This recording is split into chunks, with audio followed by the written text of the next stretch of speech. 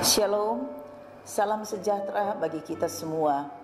Bapak Ibu, Saudara yang dikasihi oleh Tuhan, today sermon kita pada hari ini, kita akan membaca dan merenungkan firman Tuhan di dalam Efesus pasal 3 ayat 18 sampai ayat yang ke-20. Demikian firman Tuhan.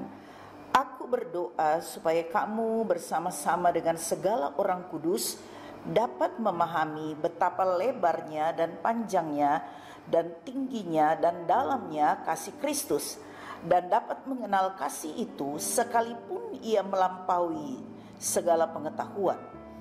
Aku berdoa supaya kamu dipenuhi di dalam seluruh kepenuhan Allah. Ayat yang ke-20 menjadi ayat mas kita. Bagi dialah yang dapat melakukan jauh lebih banyak daripada yang kita doakan atau pikirkan, seperti yang ternyata dari kuasa yang bekerja di dalam kita. Saudara yang dikasihi oleh Tuhan Yesus Kristus, satu kekuatan yang dimiliki oleh orang percaya itu adalah doa. Bahkan semua agama pun, orang-orang yang beragama lain pun mengakui bahwa doa itu sangat besar, manfaatnya. Doa itu adalah sesuatu yang penting. Nah, saudara-saudara, apalagi kita sebagai orang yang percaya kepada Yesus Kristus Tuhan kita. Oleh karena di dalam Alkitab banyak ditulis tentang doa, tentang kuasa doa, tentang Allah selalu mendengarkan doa dari umatnya. Dan salah satu yang kita semua tentunya tahu dan mungkin juga sudah hafal, yang tertulis di dalam Yakobus pasal 5 ayat 16b. Firman Tuhan berkata, doa orang yang benar jika dengan yakin didoakan besar kuasanya. Saudara-saudara, karena di dalam doa kita dapat memohon kepada Tuhan apa yang kita harapkan, apa yang kita rindukan. Dan kita juga percaya bahwa Tuhan akan memberi apa yang kita minta.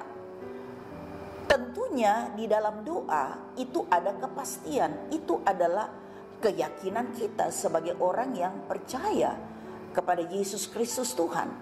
Itulah sebabnya kita selalu berseru, atau ketika kita mengakhiri doa-doa kita selalu berkata, amin.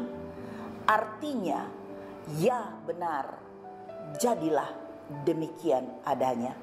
Saudara-saudara yang dikasihi oleh Tuhan, tetapi tentunya pertanyaan dari banyak orang Kristen, mengapa banyak doa-doa kita tidak dijawab oleh Tuhan? Justru kita sudah berdoa sekian lama, bahkan mungkin sekian tahun, tetapi Tuhan tidak menjawab. Sehingga ada banyak orang Kristen kecewa. Ada banyak orang Kristen yang akhirnya menganggap bahwa Tuhan itu tidak adil. Banyak orang Kristen yang pada akhirnya tidak percaya pada firman Tuhan. Saudara-saudara, kalau saya bisa menjawabnya seperti ini, saudara. Mengapa doa-doa kita seringkali tidak atau belum dijawab oleh Tuhan? Karena kita manusia seringkali hanya mau Tuhan menjawab sesuai dengan apa yang kita minta. Tuhan itu bagi kita seperti manusia.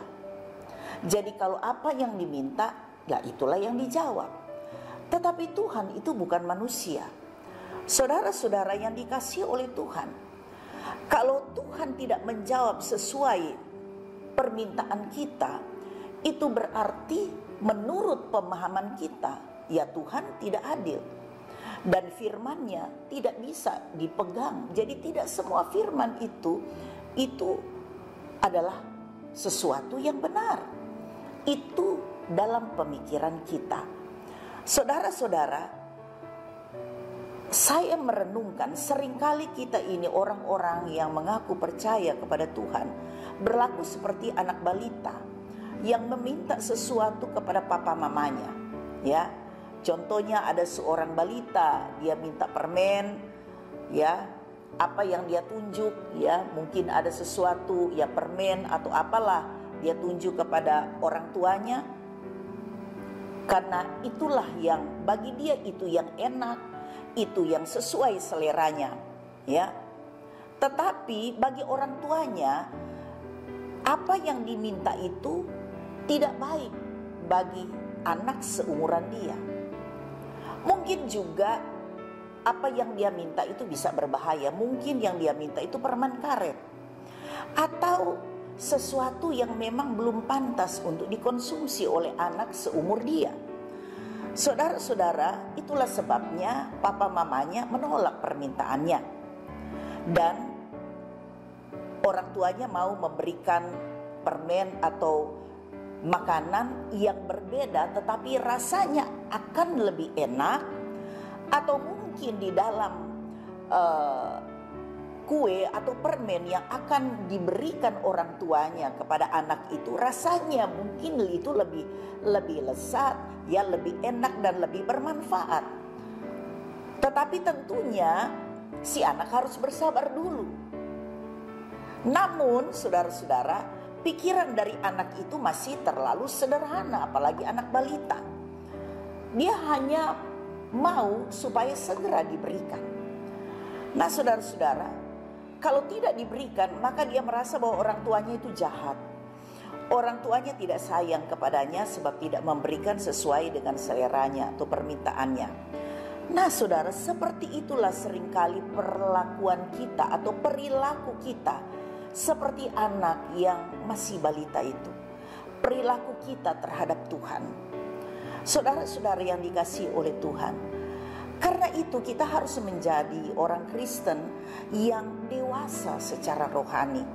Saudara-saudara, Paulus dalam suratnya tadi yang kita sudah baca tadi, kalau saya bisa baca kembali, aku berdoa supaya kamu bersama-sama dengan segala orang kudus dapat memahami, ya, betapa lebarnya dan panjangnya dan tingginya dan dalamnya kasih Kristus. Jadi kasih Tuhan kepada kita tidak bisa kita nilai dengan apapun juga. Terlalu, ya, kalau di sini dikatakan terlalu dalam, ya, terlalu lebar, terlalu panjang. Kita tidak mungkin bisa memahami karena kasihnya itu begitu luar biasa kepada kita. Dan Rasul Paulus juga mau menyatakan supaya kita bisa mengenal kasih Allah itu yang melampaui segala pengetahuan manusia. Ya, pengetahuan kita terbatas. Aku berdoa supaya kamu dipenuhi di dalam seluruh kepenuhan Allah. Saudara-saudara yang dikasihi oleh Tuhan Yesus Kristus, Rasul Paulus mau menyampaikan sekali lagi bahwa di dalam Kristus kita dipenuhi dalam segala sesuatu, bahkan melampaui segala pengetahuan. Karena kasihnya tidak bisa kita selami, tinggi, dalam, dan luasnya. Saudara-saudara, itulah kasih Yesus bagi kita. Yesus berkarya, atau Tuhan Allah kita berkarya melebihi daripada apa yang kita pikirkan. Dia menjawab doa kita lebih dari apa yang kita minta.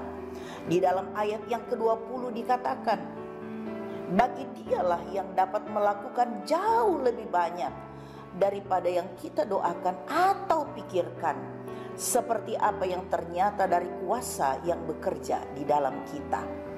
Saudara yang dikasihi oleh Tuhan Yesus Kristus, mungkin saja kebutuhan dan kerinduan kita sebatas apa yang muncul dalam pikiran. Tetapi Tuhan tahu itu yang terbaik. Karena itu ada banyak kali kita belum sempat keluarkan di dalam doa-doa kita. Tetapi Tuhan sudah tahu sebenarnya apa yang kita rindukan, apa yang kita mau, apa yang kita harapkan, apa yang kita butuhkan yang terpenting. Sehingga Tuhan sudah memberikan terlebih dahulu tanpa kita memintanya. Saudara-saudara yang dikasihi oleh Tuhan, jadi Tuhan sebenarnya selalu menjawab doa kita dan memberi yang terbaik melebihi daripada apa yang kita minta. Karena itu saudara-saudara, Rasul Paulus di dalam 1 Korintus 2 ayat yang ke-9, dia berkata, apa yang tidak pernah dilihat oleh mata dan yang tidak pernah didengar oleh telinga, dan yang tidak pernah timbul dari dalam hati manusia, semua yang disediakan Allah untuk mereka yang mengasihi Dia. Saudara-saudara, pertanyaannya, seperti apa orang yang mengasihi Tuhan? Saudara-saudara, segala apa yang sebenarnya kita tidak pernah pikirkan, tidak pernah timbul dari dalam hati, Tuhan itu sudah sediakan dan Tuhan akan berikan. Tetapi bagi orang yang mengasihi Dia, pertanyaannya, sudahkah kita menjadi orang yang sungguh-sungguh mengasihi Tuhan? Di dalam Yohanes 14 ayat 15, saya kira saya sudah berulang kali juga menyampaikan hal ini. Tuhan Yesus berkata, "Jikalau kamu mengasihi aku, kamu akan menuruti segala perintahku." Saudara-saudara, kalau kita mengasihi Tuhan, ya, mengasihi Yesus, maka kita akan taat pada perintah-perintahnya. Itulah yang dimaksud di dalam Yakobus 2 ayat 16b. Doa orang yang benar, jika dengan yakin didoakan, besar kuasanya. Orang yang benar, orang yang berkenan kepada Tuhan adalah orang yang melakukan perintah Tuhan, karena dia adalah orang yang sungguh-sungguh mengasihi Tuhan. Dengan demikian, tidak ada alasan bagi kita sebagai orang percaya untuk tidak menaruh pengharapan di dalam Tuhan kita Yesus Kristus. Saudara-saudara, di dalam 1 Raja-Raja 3 ayat 5, saudara-saudara, ya, ketika Tuhan menampakkan diri kepada Salomo, maka Tuhan berkata kepada Salomo, "Mintalah apa yang hendak kuberikan kepadamu." Nah, saudara-saudara, apa yang diminta oleh Salomo, saudara-saudara? Salomo hanya minta satu hal saja, yaitu hati yang faham, atau hati yang berhikmat, hati yang bijaksana untuk menimbang perkara dan untuk menghakimi umat Tuhan. Karena dia merasa dia masih sangat muda, dia bisa saja salah mengambil keputusan. Kalau dia tidak memiliki hikmat, tidak memiliki hati yang bijaksana, maka dia akan salah untuk menghakimi sesuatu umat yang besar. Itulah sebabnya kata Tuhan kepada Salomo ketika dia hanya minta, "Biarlah aku diberikan hati yang faham, hati yang berhikmat untuk menimbang perkara dan untuk menghakimi umat Tuhan." 1 Raja-Raja 3 ayat 13. Sebaiknya saudara baca mulai dari ayat yang ke-10, tapi saya baca dalam ayat yang ke-13 saja. Jawab Tuhan kepada Salomo yang hanya meminta satu hal. Jawab Tuhan demikian, "Dan juga apa yang tidak kau minta aku berikan kepadamu, baik kekayaan maupun kemuliaan, sehingga sepanjang umurmu tak akan ada seorang pun seperti engkau di antara raja-raja." Jadi apa yang dia tidak minta?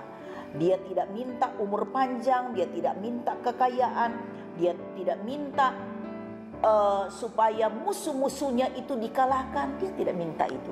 Tetapi apa yang dia tidak minta, Tuhan berikan semuanya kepadanya, hanya karena satu permintaan yang tepat, yang sesuai dengan kehendak Tuhan. Jadi saudara-saudara, kesimpulannya, kita sebenarnya tidak perlu mendikte Tuhan. Kita boleh meminta apa saja di dalam doa kita, tetapi jangan kita mendikte Tuhan, karena Tuhan bukan manusia.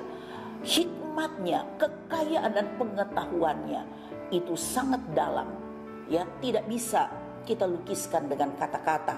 Karena itu kita tidak perlu mendikte atau memaksa Tuhan. Kalau kita sebagai orang Kristen yang dewasa, yang mengasihi Tuhan dan mengerti kebenaran yang tulis dalam Alkitab, maka kita akan selalu percaya dan yakin akan firman-Nya, bahwa doa yang kita naikkan kepada Tuhan selalu dijawab oleh Tuhan, melampaui pengetahuan kita dan jauh lebih banyak daripada apa yang kita pikirkan dan apa yang kita doakan. Tuhan Yesus memberkati kita semua. Mari kita satu di dalam doa.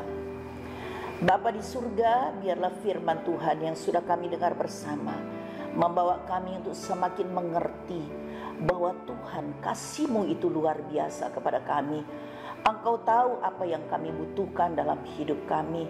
Engkau tahu kami merindukan sesuatu, tetapi Engkau tahu juga apa yang terbaik.